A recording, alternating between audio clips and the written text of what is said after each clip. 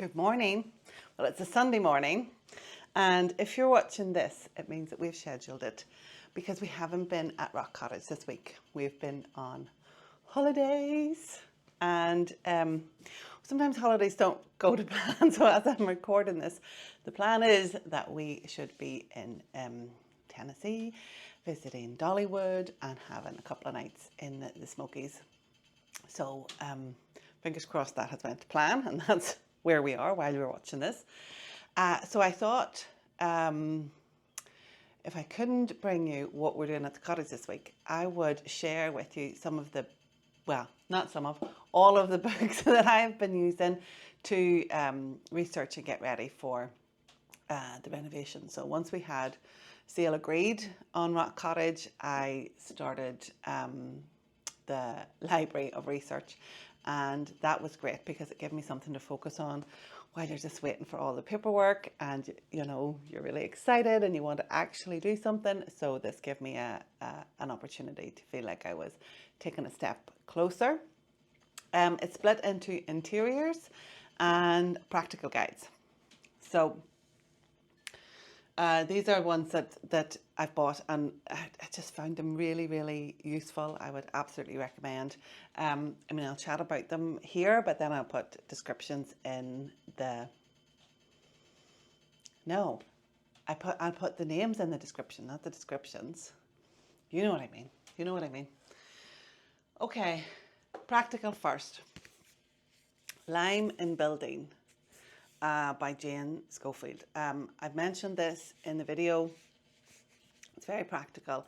It's very detailed. As it stands at the moment, I'm not slacking any of my lime, but this was really useful to read because I found, being absolutely new to lime, I found lime confusing because there's so many names, there's so many types, there's so many descriptions.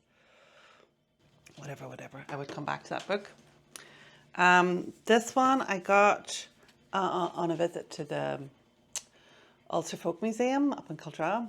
Brilliant museum. I don't know if anybody's been, but they have rebuilt and taken examples of vernacular architecture, and they're all in one park. So you can see a weaver's house, you can see blacksmiths that work in blacksmiths. They have a whole village, they have a whole terrace house of a little terrace of houses straight from Belfast that they've rebuilt and moved, and there was a shop, and it's fab. There was a working farm. So yeah, if you're ever over or if you're over here, that's a great day out. Actually, I really enjoyed that. So this is traditional building materials, covered not only lime but stone and thatch and all sorts of aggregates. So again, an interesting book, but not one that I referred back to in the same way as I did with this, because this was really practical. I really liked the section. Let's see if I can find it. Limes and aggregates. Look at this pargetting, which was like scraping and putting a pattern in your lime. Isn't that gorgeous? There was a little example, I guess, a type of example of that in the cottage where they had made like a frame around the window. This is the type of finish we'll have on the outside of the cottage because it dries quicker, this harling finish, because it's increased surface area and the rain evaporates quicker off it. Okay, linseed paint and oil. A practical guide to traditional production and application by McLellan, if I've said this name correctly.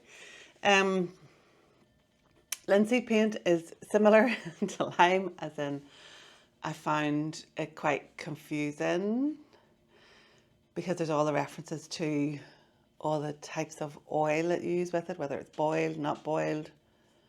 Can you wash, the fact that it's oil, but you can wash it out with water, but you need brown soap. And then how the shellac for the knots, and dilute it down for your primer. So many coats, depending on what the temperature is. Fine brush over your coat. It was a lot to take in. So I've read this book a couple of times. I'd always wanted to do the linseed paint on the doors. Top thing that I learned from this book is that if you use the metal primer, the linseed metal primer, and you do 2 or 3 coats with it, you can put any linseed paint on top of the metalwork, which I think is great. So, yeah, I didn't know that. Top tip from that book. Pete Ward, The Warm Dry Home. Pete Ward, he's a little bit controversial. He is the guy that says rise and damp doesn't exist, and that, you know, there's a lot of industry professionals in the damp world who point people in the wrong direction. I think it's somewhere in the middle. I think there are some houses where his suggestions wouldn't work, and I think there are some houses where his suggestions would 100% work. But I loved this book. I know he's not for everybody, but I loved it. Everything in this book made sense to me, and I just have taken it to heart, honestly. So I would recommend this book. But if you're really connected to concrete and waterproof in old houses, you're not going to love this book. Just saying.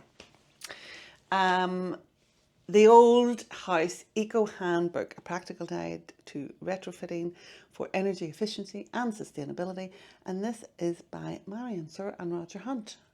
And there was the foreword by Kevin McLellan. This was 2nd edition. Again, everything in this just made sense to me. Took it to heart. This is the book that really referenced, if it's working, leave it alone. Don't go taking stuff out just for the sake of taking stuff out. And it really made me think that, okay, a decision and a step I take now might rectify this problem, but could create 2 more that I haven't thought of. And to really stop and have a think how each decision and each new product that you take into the building, how that will have an effect later down the line.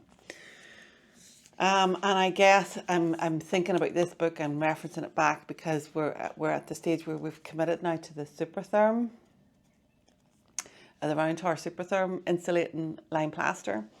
And if you go on the Facebook groups with any new product, there's loads of people that will love it and loads of people then that will put the fear of God in you, because I read a comment that said it's just as bad as cement and that it hardens up and that it's not breathable. And I think by breathable I mean porous. But I mean, the data from the company, if that is, I mean, you can't just make up data on those technical sheets. And it's 70% more porous than normal insulating plasters. So I'm kind of justify it in my head thinking, okay, that person is referencing older insulated plaster, because as of this date, February 2025, Supertherm, round tower Supertherm is pretty new, and there's only a few houses now that are putting it in it now, so there's no reference point of, 5 years. They have been researching it for a long time, and they are super, super excited. And they're doing everything they can to try and let people see. What's really interesting is the Irish Homestead. They are battening out and making their space between the walls and the stud work airtight. Or it's airtight to the house, but the flow is in the airflow is between the wall and the... Sorry for the pause. Stud work. So air flows in that, but then the stud work is all airtight. So they're doing most of the house like that, but they're doing, I think, 1/2 or 1 room of the original stone building in the Supertherm. So I'm really, really, really on edge of my seat to see how that works out. And they can do some energy ratings and things like that. So, and I know when we were looking at making that decision, I really didn't want to batten out because it felt like I was introducing 2 many new things to a building that essentially works. So I just went with, I'm going to leave at least 50% of the plaster on, and then I don't have to do anything with the walls. And when I was researching on, again, Facebook groups, Roundtower reached out to me, did the U calculations for me. And then when I shared that with building control, they said, yeah, like, I think this could work for you. And you'd have a really warm home. And, you know, the problem solved then. Because if I'd have just taken off 50% of the plaster, Jenny would have had to deal with that further down the road, because some of the plaster was posed. But anyway, this book, as I say, all of those decisions I've referenced back to this. Anybody, this is not even just renovation, because it's a retrofit. Anybody living in an older house, this is really good. Okay, so that's the practical books I would recommend. Interiors. Man with a Hammer. He's on Instagram. He's fab. Admiral's house is stunning, and it's not the aesthetics of the cottage by any means, but his colour and his pattern and his eye to detail. Oh, so good. So I would really recommend his book. The devol kitchen. Again, not all of the kitchens are the aesthetic of the cottage, but it's the detail of the things that they add. They have a lot of this type of thing, old dough bowls, the wooden platters on the wall, the little brass rods for hanging things on, the old ladders for putting your tea towels on. And I found a stockist close to us, Apple and Salt up in Portrush, and she always runs into the devol buyers when she's over in Europe. So I get a lot of my stuff from her, and yeah, it's like devol on a budget. So I love looking at that book.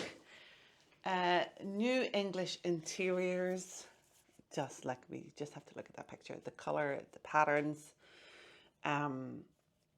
really, really pretty. And then my newest one, which I got on a recommendation that I saw on YouTube, and I like, but I don't like as much as this one.